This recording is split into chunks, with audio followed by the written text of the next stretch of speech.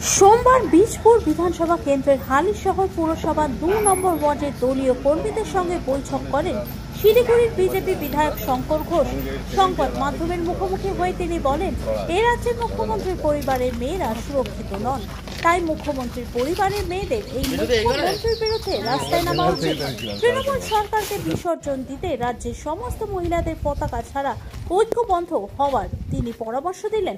এটা একটি নরকের রাজত্ব তৈরি হয়েছে। তৃণমূলের কাছে রাজনীতি করাটা একটা ব্যবসা। অনেকে বলে এটা একটা জাতীয় চোরের দল।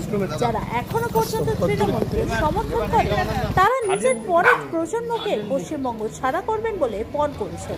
আর যদি মানুষকে থাকতে হয় তাহলে তৃণমূল কংগ্রেসকে এলাকা ছাড়া করতে হবে। বৈধ ভোটাররা যাতে থাকে তার জন্যই তো SIR করা। তৃণমূল কংগ্রেসের এই নিয়ে মাথা ব্যথার হওয়া কোনো কারণ ছিল না। রাজ্য সরকারের বাধা সত্ত্বেও SIR হবে, আর বাধা দেওয়া মানে সংবিধানকে বাধা দেওয়া। ইন্ডিকেট করে এলাকা দখল করতে যাচ্ছি না তো।